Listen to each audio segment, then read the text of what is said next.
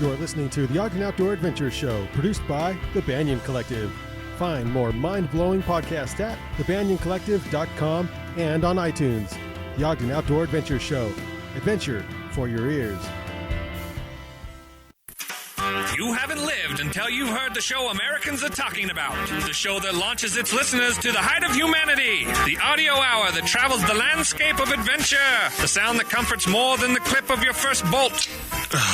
It's the Ogden Outdoor Adventure Show!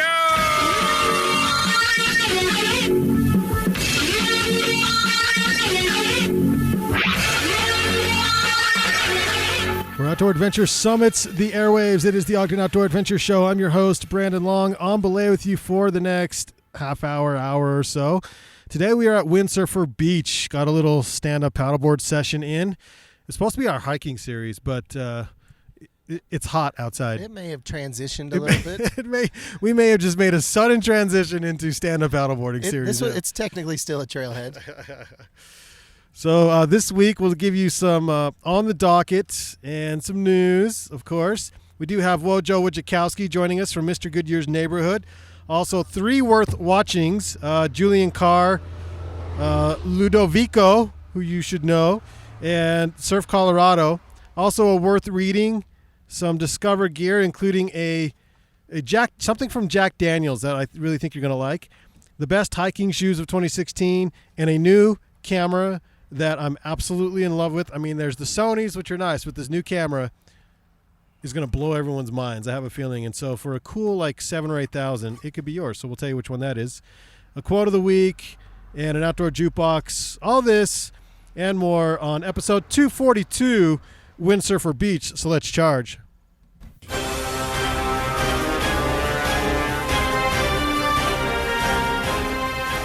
He summits with the agility of a mountain goat, flashes routes faster than UPS, is more intimate in the mountains than Jake Gyllenhaal. He's Todd to the top.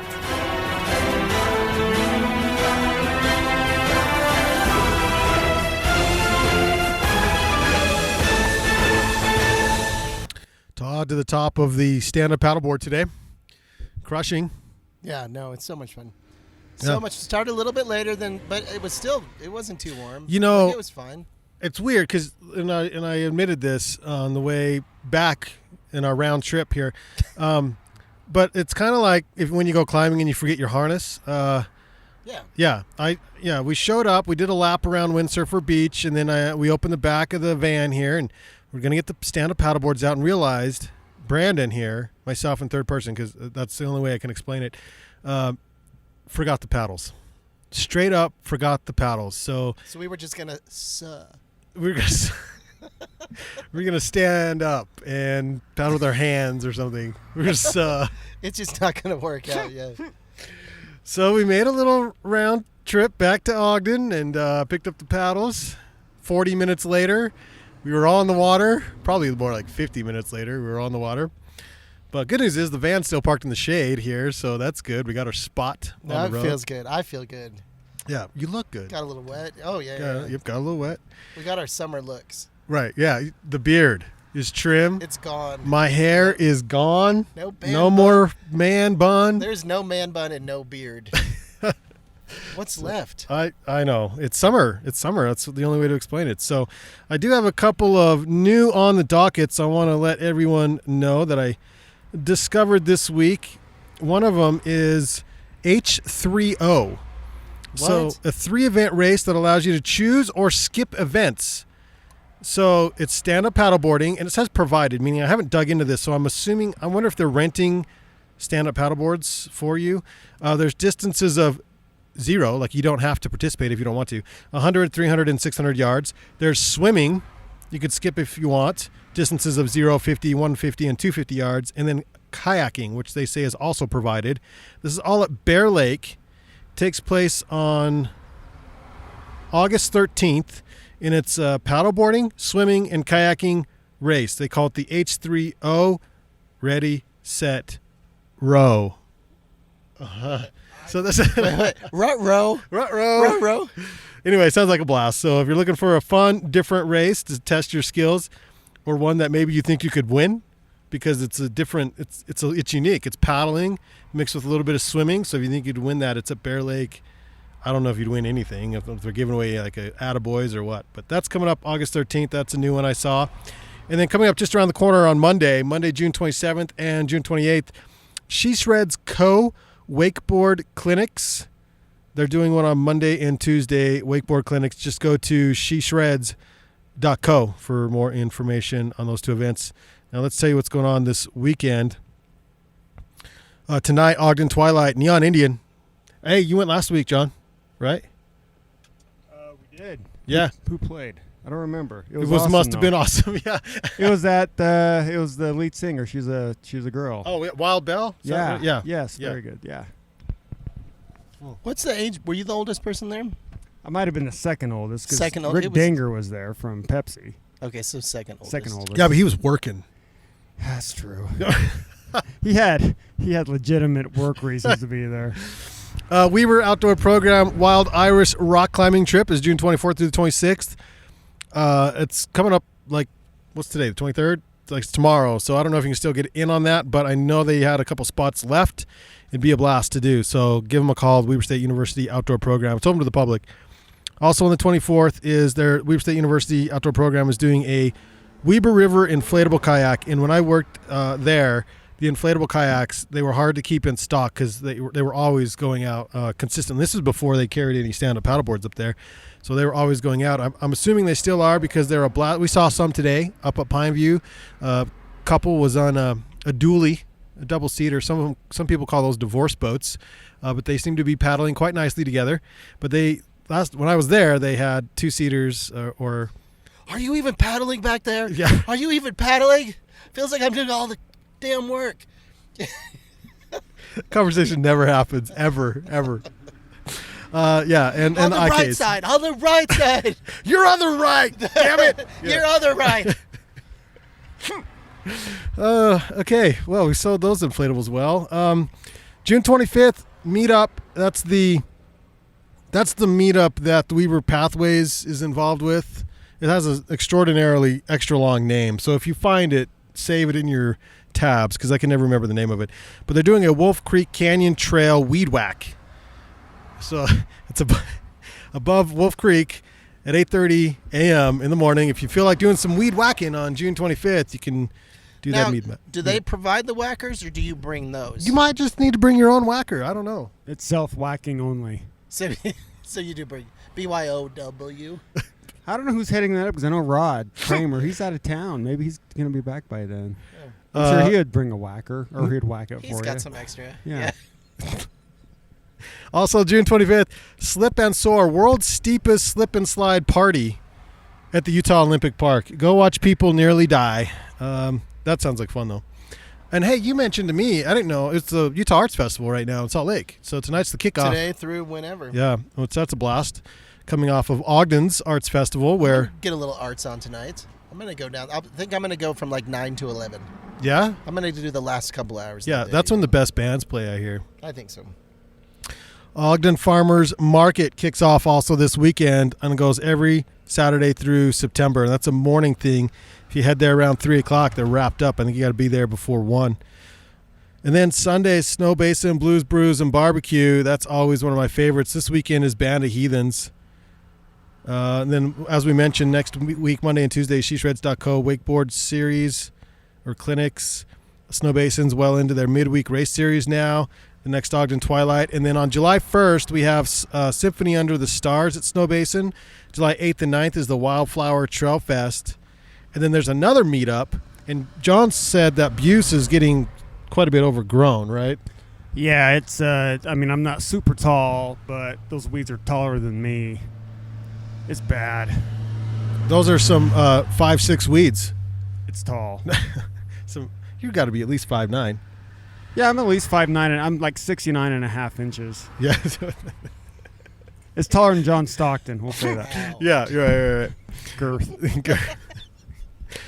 So there's a meetup to clean up Hidden Valley, which haven't been up for a while. But Hidden Valley Trail Maintenance will be 8 a.m. Meet at 22nd Street on July 9th and help clean Hidden Valley, do some trail maintenance up there. Music in the Mountains up at Powder Mountain, July 15th. And then Antelope Island Moonlight Bike Ride is also on July 15th. And the 4th annual Antelope Island Spider Fest. You just go out and check out the spiders, I guess, on the island. July 30th. So They bite. I went out. they bite. They do bite. I got a scar on my leg. I went out 5 or 6 years ago with some friends, and we started at dusk. And then when the sun came up, we were looking around, and we're covered in spider webs and spiders everywhere. And this orb weaver spider just gnawing on my leg, and it got nasty. But they're seasonal, right? They like burrow or something. Yeah, this is the only really time of year. Did you wake up the next morning with the powers of a spider? Ha ha ha! That'd be so rad. If there's always a chance, The go power hit of the the orb spider weaver. area, Yeah. August 27th, the Solomon Mid-Mountain Marathon up at Park City. And August 27th through 28th is the Salt Lake City Climbing Festival. Do you know what I think we completely missed last weekend, which we were busy? The Snowbird Beer Festival. No. I'm pretty sure. Right? Yeah, it's come and gone. Although their Oktoberfest, Yeah, so the Beer Fest is different from October. Yeah. Oktoberfest is like the Beer Fest, but yeah. we haven't missed that. That's the big one. That's the beard festival.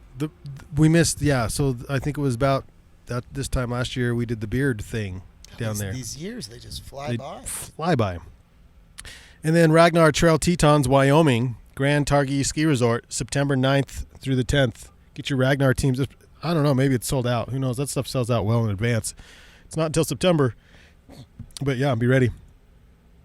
All right, so in the news, don't be killing the rattlesnakes. Standard Examiner wrote a little story. Killing rattlesnakes is considered a crime even if they wander near your home. I remember when I was a wee host, which I didn't go to the Wee Beer Festival last weekend either, but anyone go to that at Golden Spike? No, I didn't. Do you know anyone who went to it? I haven't even heard any feedback on it. I never do. Each year we talk about it, and It each just year comes I and don't goes. know It just anybody comes and that's been. Yeah. So when I was little and I spent my weekends at my grandma's house, which is there's the 22nd Street Trailhead, and then if you go a little bit north there, she lives in a cul-de-sac there. So right up there next to like her kitchen window just stares right at Indian Trail. It's really nice. And I was out there riding my bike. I was probably 12. Do you want to give out like her phone number too, or? Yep. Like you just gave the address. 801. Nope. Yeah. Well, yeah. So pretty much you know where she lives. Go say hi to Grandma. Uncle Joe's there too. Yeah. So I'm riding my bike up there, and I made a stop in the neighbor's driveway, and I put my leg down, and you hear that rattle, and I look down, and the rattlesnake was curled up in strike mode right next to where I put my foot down, and I don't think I've moved faster since. I could have won so many bike races on that day. It was incredible, right? And so the neighbor, again, this was probably in, late 80s or something, but got out a 22 shotgun, not a shotgun, like 22 Little pistol, like or but looked bigger than that. I don't know. And little shot Scout it. shooter is that what we used to call it? I guess, yeah. Shot that thing. I'm like, oh my god. Well, first no, actually, I think he missed and decided, well, I probably shouldn't do this because there's kids around. Smart, right? And this person's long gone, so there's you can't go after him now. So he got out, hit these extra long, shears that you cut your, branches, way up high in your trees and cut the snake up. And I'm watching him do this, and that was the first time when I learned when I was 12 years old that these snakes still move when they're dead. So if you do come across a snake that maybe somebody else unfortunately ended the life of this snake, it can still bite. Don't get too close to those snakes. They're still very dangerous. Anyway, that person grilled it up and their barbecue and brought snake over later that night for dinner. So we did eat it. We didn't just chuck it, I guess, and it was no longer a harm to the community there. That was in the 80s, late 80s sometime. Anyway, don't be killing snakes. That's the whole You can't. deal. You just can't do it. No. It's against the law. Unless it's coming at you. Unless your life is in danger. It's on your neck. Yeah. And then in which That's case, bad. Which I don't know if I did pull up this story. Let's do it now. Did you hear about the the mom that saved her son from the jaws of a mountain lion. Straight up pulled. You don't mess with mamas. Yeah. You just don't mess with mamas. No, this I mean, it was all over the internet. This particular article is on Teton Gravity Did Research. she punch it? What'd she do to it? So, this is a little, it says, find me one person who'd want to work 135 plus hours a week, talking about being a mom. Sans breaks and mostly standing up, sometimes even overnight, juggling multiple projects at once. And that's what a mom does, right? But let's get into the details because they kind of go into some weird stuff here. What she was wearing. Yeah, well, it was weird. Scroll through that. Since last Friday, at the time in the evening when all mothers should be deep into bottles of wine. 1 year. Where this story is going. Teton Gravity Research. There's no man. point on this story. What? Teton, this writer is totally high right now when he's writing this. I guarantee you right now he's. Okay, go ahead. I got another story about Jackson. One near the resort town of Aspen. One mom was near the resort town was prying open a lion's jaws to release her 5-year-old. According to ABC News, which is probably the article I should have pulled, the kid's whole freaking head was apparently in the beast's mouth. Supermom didn't pass out, though. Instead, she charged the mountain lion, yanked open one with its paws, and used her very own 2 fists to pry open the savage jaws. Get it, girl. Yeah. You know what she did that was different than like 90% of other family members is like she put down the camera phone and she went after her son. So congratulations on that. The boy was airlifted to Children's Hospital in Denver, where he's in fair condition, as is the mom. The culprit's whereabouts are unknown. Wildlife officials did just kill 2 mountain lions in the area shortly after the attack, so maybe they got him, maybe they didn't. Was it you? Was it you? We got to do, like, look at the teeth and stuff. Anyway, you know how good your friends are when they leave you in the wilderness to die. 3 boys escaped from a wilderness camp. This is where, I mean, they're kind of troubled kids anyway, so they go to these wilderness camps down in Beaver. Okay. And cops say Wyatt Groverson, 15 years old, Kayon Garbus, 15, and AJ Ruparelia, 14. They left the Red Cliff Ascent Wilderness Camp during the early morning hours on Sunday, and a massive search and rescue effort was called out to find the boys, who were believed to have little water and no food, and it was like 100 degrees in the shade down there. And Tuesday morning around 10:30 a.m., searchers found 2 of them, and those 2 said that they left Garbus behind after he was struggling to walk. The boys' journey took them about 25 to 30 miles from the Red Cliff Ascent Camp. Those guys got far, 25 to 30 miles away from camp, but they left their boy, who was struggling to keep up, to just fend for himself. So there you go. There's how you know not to hang out with. Anyway, everyone's all right in the end. But I thought it was interesting. These tough guys left their friend behind. In a sad story, this is actually really sad. So get ready to get your tissues nearby and that kind of stuff. A famous bear cub was hit and killed in a hit and run in Grand Teton National Park. So the mom, known as 399, tried to save her cub, who's affectionately known, I think, as Snowy. Yep, as Snowy. The popular cub, given the nickname Snowy by wildlife officials or watchers for the whitish blonde correlation of his face, was struck not far from the Pilgrim Creek drainage, which the youngster's mother frequents as part of her vast home range. Grizzly 399, known to wild bear fans around the world, turned 20 years old last winter. And she has had 16, I think, cubs. And what makes her cubs interesting is that 8 of her cubs, if I can find the actual paragraph here, at least half of them have died in various kinds of negative encounters with humans. The causes include being illegally killed by a big game hunter, 2 being struck by cars, others destroyed for menacing cattle, or removed for venturing too close to human development. Some biologists say that because 399 is now entering senescence, old, she's old, that's what that means, she's 20 plus, or 20 years old as a bear, Snowy might very well be the last cub she ever has. And even the famous nature photographer Thomas Mangelson had something to say. Grizzly 399 has been one of the grand dames of the grizzlies in the greater Yellowstone ecosystem. And so it's a shame to watch your little cubby go. It's probably the last one. And it's from a hit and run. That's a horrible story. I know. You're welcome. Okay, let's bring it back up. So if You were know to... what? That completely sobered me up. I think I need another. I need another. All right. Beer break. That's like a buzzkill story is what sorry. that is, yeah.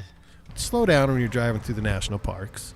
I'm just surprised that nobody, like the people that stopped or that hit the bear, didn't stop, do a selfie, include themselves in a Next video, to the put dead it on bear, YouTube, yeah. and then they get caught. Right. You know what I mean? Right. I wish, because then we would have known who It they seems were. like that happens more times than not. Okay, so while we're getting a beer refill, which town in all... Oh, how are we doing on the... We'll have to check out the camera there. I think we got a little... We're still there. Okay. Which town in all of the United States, listeners, see if you can get this before we tell you, and I gave you a hint earlier, has the biggest economical gap between, like, the rich and poor? Where Ogden's, like number one for being the best, right? Like Yeah, there's no, very it's- very low gap. So on the far end of the spectrum of that, And mountain towns, is that from the, it's just every town in the United States. Now this just happens to be a mountain town, it's like an Aspeny type. like an town or Aspeny something. type, but it's not Aspen. It's not that far from here. Nope, not Park City. Not Telluride. Jackson Hole. So again, Does it give like the average price of the homes or something? 1 point something million That's like the average price. is the average price of a home. That hurts. That hurts. Yeah, the top 1% of earners in Jackson Hole area earn 213 times what the bottom 99% take home. While wealth has never been shy about relocating to Jackson Hole, its natural wonders and lack of personal or corporate income taxes attracted American wealth as far back as the Rockefellers. The influx of money has been particularly acute in the last few years. Oh, he's so cute. You're so cute, Wealth. Jackson Hole Mountain Resort's well-earned place at the top of best of lists from Ski Magazine and Forbes has no doubt piqued the interest of the ski-obsessed niche of America's upper class, fueling a corresponding growth in real estate buys in Teton Village, the area at the base of the resort. Meanwhile, a tight housing supply... Ooh, that looks good. Thanks. Maybe I'll even lean it against this.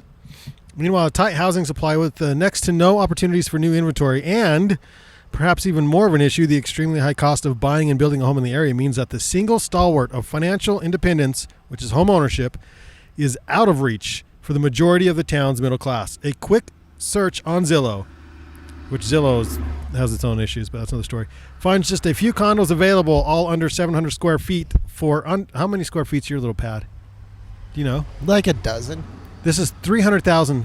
$300,000 for a 700 square foot condo, while the median home price in America... Are you taking off? Places to go, people to see. All right. I gotta take an hour. All right. I gotta shave still. Uh-oh. All right. See you, John. Thanks for the beer. So the average median home price in America today sits at this is all of America, sits at 187,000. In Jackson, it's at 1.2 million for the average house in Jackson. Even that 187, I'd be hard pressed to find that in the neighborhood that I live in right now, because that's where I want to live. Is just I want a home in that area. Yeah. If you're thinking about going to Jackson, or living there, some issues. NASA says that the Glacier National Park could lose all of its glaciers by 2030. If you haven't been to Glacier, go there now. And maybe go in the spring when the snow makes it look like the glaciers are bigger still than they actually super are. bummer. The area is warming at 2 to 3 times the rate of the global average rise in air temperature, says Dan Figueroa, a USGS research ecologist who has been studying climate change in the park for more than 20 years. According to a recent study, and this is a Snowbrains article at snowbrains.com, according to a recent study conducted by NASA, Glacier National Park could lose its glaciers by 2030 due to warmer summer temperatures and decreased snowfall that is projected in the future. Scientists came to this conclusion of 2030 based on a simple geospatial model, those simple geospatial models, as opposed to the difficult ones. Simple for these people. That was run on software from the 90s. The model showed the change is expected to occur to glaciers in Blackfoot-Jackson Basin, an area that is home to the largest concentration of glaciers in Glacier National Park. The research backing these claims began in the 1990s, so it should be very reliable. Make a trip up there. That's kind of the point of that, among the other things that... is that a bug? High-pitched... I don't know what that is. I do hear something. Yeah. All right, America's 32 Best Trails. This is a great little thing. It's on Outside Online. And the reason I like this, the way they did it, was because they did like Best Pacific Coast Trail, Best Grand Canyon Trail, Best Trail that requires a boat and a gun, Best Sea Kayaking Trail, Best Prehistoric Trail, Best Trail within the city limits. This one's in Portland, Oregon, the 30-mile Wildwood Trail. Best Trail named after booze, Whiskey Mountain Trail. I was going to say, the beer trail. The beer trail. Whiskey Mountain Trail in Wyoming's Wind River Range. Best Stairway to Trout Heaven. Best mountain bike trail you have heard of. And guess what? It's in Utah, the Porcupine Rim.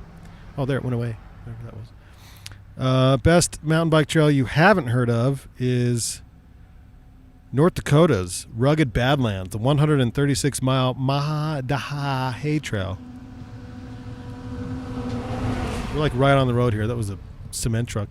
Best imitation of the Tour de France climb, Independence Pass between Aspen and Twin Lakes, Colorado. Best Technicolor Trail in Grand Tetons National Park. Best cuts of the Appalachian. Best trail to sleep on unintentionally. Best trailheads. Best trails ending in hot springs. So anyway, you can find all this at online or outsideonline.com, and we'll link it up because it's kind of I like the way they did this. It's not the usual trail listings. Best trail for a designated driver. The 405-mile route between Denver and Durango, Colorado contains about 40 great breweries, beer bars, and brew pubs. Your mandatory stops: Denver's Euclid Hall, or Euclid? Is it Euclid? Euclid. EuclidHall.com. Beer, Steamworks Euclidean Pale Ale, the Pale Ale. Aspen Brewing Company. Beer, Brown Beer Ale. Ure Brewing's Sunny Roof Deck. Beer, San Juan IPA. And Durango's Ska Brewery. Beer, 10 Pin Porter.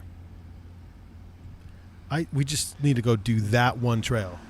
Yeah. With the designated driver. With a designated driver, yeah. All right, I think that's all I had for in the news. I always feel like we kind of alienate some of our audience, like maybe just a small portion of our audience. So there was a story that I ran across that we should share. So, or is it right here? Hold on one second. Anyway, Burger King, right? Our Burger King audience? Is that who we alienate? Without saying, I think you'll get to what I'm talking about here in a second. Anyway, they're releasing a new snack at their Burger Kings. It's a mac and cheese, deep fried, covered with Cheeto. No. It might as well be like fried Twinkie. What the heck? No, so it's a Cheeto, mac and Cheetos. Mac and Cheetos? I was trying to find the story, but that's how I kind of remembered it. And so this applies to a particular audience. It's like the ultimate treat. You know what I'm talking about Yeah. Yes, the ultimate snack. So I checked that out while it's still available. I can't imagine that will always be available. And obviously, I think, just so you know, I think it's only available after like 2 a.m. So it's like from 2 a.m. to about 4 a.m. That makes sense. Kind of that little window right there. So. That makes sense. All right. Like, I'm really hungry, dude. I could use some like Cheetos mixed with like whatever. But I need a little more than like just the Cheetos. Yeah, yeah. Like some mac and cheese, bro. That sounds so good. Is Burger King open right now? Burger King's always open. Dude, let's go to Burger King, man. Mac and Cheetos. Mac and Cheetos. It's about that time. I agree, yeah. We need more of that kind of stuff. If you didn't see Julian Carr hiking the South Ridge of Superior, holy balls, Batman. It is insane. We'll link it. Go to his... Where did he post it? Let me see if I can find it. Like Hiking Utah or something is where he posted it. I'm like, really? Yeah, Hiking Utah. It's a page, Hiking Utah. The South Ridge of Superior, he says, is lovely right now. And it shows him hiking it. It's just nuts. You can probably hear the wind blowing. There's really no other sound but the wind blowing him. Yeah, thanks, Todd. That's probably a better sound effect. It is. I mean, he is insane. He's got his little GoPro on his head. The exposure is slightly more than I'm comfortable with. Let's just say that. But he has no problem with it.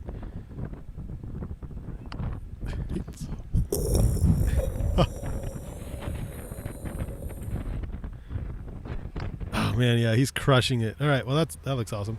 Also worth watching if you haven't seen this. It's really, really cool. Ludovico Einaudi, and everyone in the classical or piano world knows exactly who this guy is. They did a floating platform of him. It's white, and he's a Italian composer. He composed an elegy for the Arctic, and he played it right next to basically a breaking away glacier. And this is a part of it right here. He's playing this music, and of course, here's me. I want to know how they got the sound so good, but yeah. iPhone. But he's on this platform right by a glacier on the ocean. Right on the ocean. And he moves those pianos around, doesn't he? I think I read that story. Is that what he does? And then that noise right there is the glacier breaking into the ocean. That sounds good. That sounds good. Yeah. And he just keeps playing. He actually kind of stops and looks at it like, oh shit. Like he's pretty close to it. I mean, he's at a safe distance, but close enough to where it's the grand scale of these things. It's pretty cool. So you can watch the whole article. Of course, boy, this is my third Teton Gravity Research article. They're pumping out the media. Anyway, that's a good one. And then Sup the Mag has a video of river surfing on Colorado's famed G-Wave, and it features Ogden's own McQuaid Andrade at the end crushing the G-Wave. It's not loading right now. Dang it. It's on Vimeo if you want to search it, or you can just search supthemag.com and watch these guys on stand-up paddleboards. We got to get them back on soon. River paddling and doing a really good job. He kills it. Yeah, no, he's great. All right, worth reading. All right, Facebook friend, I guess, who one of those who I kind of know but not really. Facebook friend posted this, and I thought it was great. It says it's from trailsisters.net. It's a story. It says, "You don't look like a runner," and it's a story by Hillary Allen. Photos by Ian Corliss. It talks about how when she finished her race, and I can't actually believe somebody said this to her. Let's see if I can find the exact quotes. Everyone kept telling me how strong I was. I think she came in second or something. How hard I pushed on the uphills, that I was a machine. And then one of the local runners had a question for me. They said, "How much do you weigh?" It was a guy, he asked, comparing me directly to, is it Gemma Arenas, the winner of the race, who was standing next to me at the time, who was about 5 foot tall and petite. And not only am I 9 inches taller than her, but I have completely different build. I, being the more muscular of the two. Then another question, how is it you can run so fast when you weigh so much more? Again, I can't believe anybody would ever ask somebody this when they're, like, I don't know if it was in like an honest opinion, like an honest question, or if he was just a dick. Strength, machine, powerful animal. Those were the adjectives used to describe me, not fast, skilled, talented, or even the word runner. Was it because of the way I looked? I couldn't help but be slightly offended, hurt, and extremely self-conscious. So it's a great article about how, everyone has different bodies. It's a short article, but it's worth reading.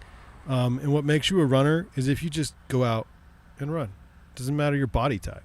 And we should not be body shamed, specifically at the end of a race. And specifically at a race that I believe she came, I swear she came in second. So, which is pretty darn good. F those effers. F those effers, yeah. All right, a little bit of gear news. Discover Gear is what we call this segment. This is a snowboard I think we all agree we would like to have. This snowboard is made from a Jack Daniels barrel. What? Jeff Arnett, Yeah. and I am the 7th master distiller in the history of the Jack Daniel distillery. Never really envisioned a snowboard being made from a barrel, but I think it's awesome that we're going to take a barrel and turn it into a snowboard so that we can take some of the art of whiskey making and have it reapplied at something that's a fun sport. Is this a video? This is a video, yeah. So again, Teton Gravity. Thank you, Teton Gravity. Spent a lot of time on that website. But it's long. It's like a 16-40-minute video. Kind of takes you to the making of the board. Yep. Getting the whiskey barrel snowboard. Yep. Good music. Good scenery. Great shots. I mean, it's a really well done. This could be a worth watching segment, but put it under Discover Gear. This is awesome. ETT takes us to the craziest places. We're here in Alabama at a cooperage that makes the barrels for Jack Daniels. Let's go check out the process. How many boards they make? I don't know. I thought they only made In my one. hand is some white oak from some whiskey barrels. We're going to deconstruct it, make it into a snowboard. Now we're going to learn about the process. So stoked. Let's go check this out. This is amazing. We just walked in the factory. You can already see the barrel tops, barrels coming out of machines. It smells incredible in here. This is awesome.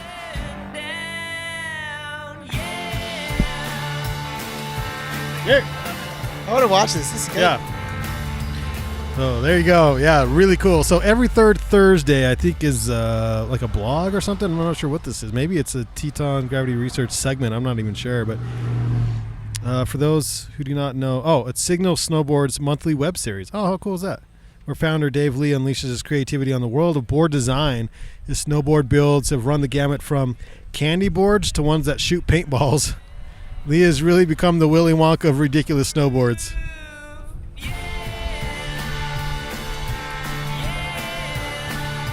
No two barrels are ever alike, right? They're truly unique. So this is our steam tunnel. The barrels spend about 12 minutes or so inside of this steam tunnel, allowing the wood to reabsorb some moisture to make it pliable so we can put a temporary hoop on top. There's fire in the barrel right now, like legit fire, flames. Those whiskey barrels, how cool. Yeah, man. It smells like a good barbecue. I could probably just listen to this for a while. I wonder what the soundtrack is. Woo! Siri, what's this song?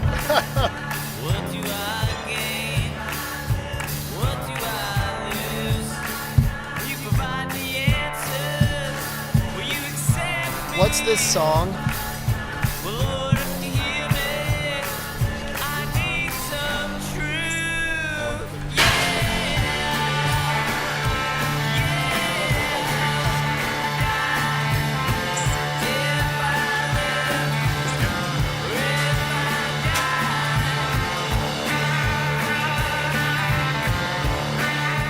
That's it from the cooperage. An incredible amount of work goes into making these barrels. We're now going to take them back to our factory and deconstruct them and turn them into a snowboard. But before we do that, we're headed to Jack Daniels to see what they put on the inside. Oh man, this is a great video. We just got to Lynchburg, Tennessee, home of Jack Daniels. When you drive into this town, you definitely know the history here is Jack Daniels. Excited to check it out. You ever had Lynchburg lemonade? Oh, that's good stuff. Yeah. I think it's just Jack Daniels and lemonade, right? House 104. Oh, and something else, like sweet and sour or something like that. This is some sugary shit. Yeah. Good stuff. Yeah. All right. So anyway, I could watch this all day. So if I took that a little long, it's because it's amazing. So that's 1640 minutes, and we were only like less than a minute in on that. All right. Gear Finder, powered by Backpacker, came out with the 2016 best hiking boots and shoes of 2016. 16 of the best. Did I say 2016? 16 of the best for 2016. The weirdest one is Under Armour. My God, there's a Michelin tire on the bottom of that thing. What the hell is that? It's this giant inflated rubber. Okay, so outdoor retailers coming up. We got to look at these and try them on, and tell you like what the hell these things are. But Topo made it. Some of their Topo shoes made it. Oboes made it. They did hiking boot test stats. There were 24 testers. They spent 250 nights out. Over 11,000 miles were hiked. The longest hike was 165 miles, and the longest day was a 19-hour summit push. Coldest temps were -10 in Crested Butte. Hottest temp was 118 in Whiskey Town National Recreation Area. Heaviest load was 140 pounds, which was a deer. And the highest trip was 14,500 feet. Mount Whitney. So editor's choice was the Vask Skywalk GTX. That was, we've loved Vask for I don't know how long. Some of the others that made the list, the Topo Athletic Run Venture Trail Runner. Kelly Agnew is a Topo runner and loves those shoes. Oboe's Scapegoat, the Merrill All Out Terra Trail Runner. Comes with a little gator. It's kind of nice. The Scarpa, I don't know how they say it, but the Sharmaz Pro GTX, that's a badass boot. That's an alpine boot. Adidas Outdoor, this is a weird looking thing. They call it the Adizero XT5 Boost Trail. I don't even know what that thing is. It's like a water shoe almost, with a high top water shoe looking thing. Pearl Izumi, the eMotion Trail, M2 and V2 Trail. Ultra, their Olympus 2.0. Always a long time fan of Ultra. The 510 Access, love 510. It's a leather hiking boot and it's good looking. Style matters. It does have style points. High Tech, the opposite of style, but definitely, typically High Tech has a better price point. The Sonoris Mid 2, it's a waterproof. Under Armour, this is the Fat Tire, and it is. It looks like a fat tire underneath there. The GTX hiking boot. Oh, God knows what's going on there. The Aku Iguana light hiking boot. It's like a short boot. The Anu North Peak mid-event hiking boot. The Vask Inhaler 2 mid GTX and the North Face Ultra Fast Pack 2 mid GTX. And for those maybe unfamiliar with GTX, that's the Gore-Tex version of these. Garmont Tower Trek GTX Mountaineering. That's a uber tall. So if you need something with super stability around the ankles, you're going to look at the Garmont Tower Trek. Extra tall. Garmont's a great boot. And then finally the Vask Skywalk GTX. So those are some options from Backpacker as to some of the best out there on the market right now. And then the greatest toy ever invented, or invented until now, the greatest hipster toy. And if you see a hipster with one of these, myself included, give them a hug. I don't have one yet. And just tell them that they're carrying the baddest dash camera ever made on the planet. It's the new Hasselblad, the 50 megapixel X1D. It's being dubbed the world's first compact mirrorless digital medium format camera. And from the looks at it, the X1D is certainly unique, weighing at just over 1.5 pounds. The Hasselblad X1D is fitted with a 50 MP CMOS medium format sensor, which the company says delivers up to 14 stops of dynamic range. It's also announced a new line of dedicated XCD autofocus lenses for the X1D mirrorless camera, which offers a range of shutter speeds and a full flash sync of up to 1/2000th of a second. It's made in Sweden. It has built-in Wi-Fi, built-in GPS. It's a badass looking little body. Again, the X1D, it's a pivotal point. It's got a real retro look to it. Yeah, no, it's good looking because that matters. In Hasselblad's rich 75-year history, I wanted to see, $8,995. It's going to set you back $9,000, and that's just for the body. Scheduled to go on sale at the end of August and beginning of September. So yeah, save your pennies. So you'll be getting yours in October. You're gonna need a lot of them. Oh yeah, pre-ordered mine already. I already put half down. Yeah, shit. Are you kidding me? It is effing gorgeous. Shutterbug.com is a great write-up on it. That's where I'm pulling this information from. It has an iOS range from 100 to 25,600.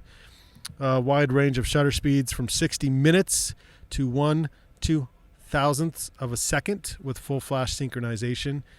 Video capacities, a super unbelievable, amazing camera. And if I had $9,000 to just blow on a camera, I would do it immediately.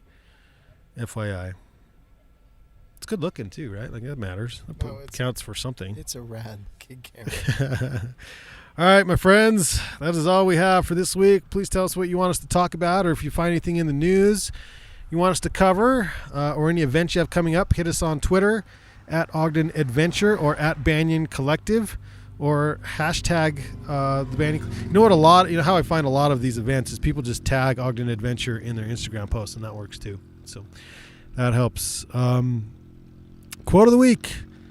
And so with the sunshine and the great bursts of leaves growing on the trees, just as things grow in fast movies, I had the familiar conviction that life was beginning over again with the summer. That is F. Scott Fitzgerald from The Great Gatsby, a great summer quote. We had an awesome time here at Windsurfer Beach, stand-up paddleboarding. Thank you on the Glide paddleboards, and we're in the shade, and it's actually perfect out here. Thank you to Goal Zero for powering today's 242nd episode of the Ogden Outdoor Adventure Show, where you use the Yeti 400, and it works like a champ. Look for us on Facebook, Instagram, iTunes, SoundCloud, Stitcher, thebanyancollective.com, and the Podbean app. Now, in the past, listeners, you've been able to only go back 20 episodes on iTunes, and I had no idea that this was happening. That's my fault. What happened was our host, Podbean, is preset to only have 20 episodes in our RSS feed. I changed the preset last night to 300. You should now be able to go back to the very beginning of all of our podcasts and listen of the Banyan Collective podcast. So we're 2 years old now, and find, from 2 years ago, that podcast, or 1.5 years ago, or 6 months ago, or anything past 20 episodes, you can find those. So I encourage you, whatever podcast catcher or whatever you use, iTunes, the Podbean app, you can go past 20 now and kind of catch up on what it is that we do here at the Banyan Collective and all of the Ogden Outdoor Adventure shows from the beginning. So sorry about that. Didn't know about it. Fixed it. It's now 300. You can download the app, the Podbean app, which works best. You can find it on Android and for iPhone.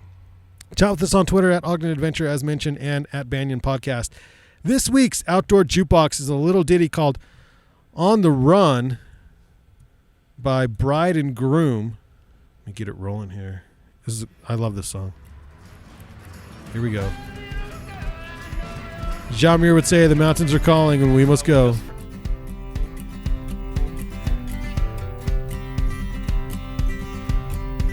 It was a normal day in August when I looked at all I'd seen. Bridges burning, men who died. Our boots were getting weary, they were needing nook and deep. 'Cause we weren't meant to live inside. So I got up in a hurry and I leapt up in a flash. And now I'm sleeping on the floor. But you take all of my worries and you put them in a sack. 'Cause I don't need them anymore.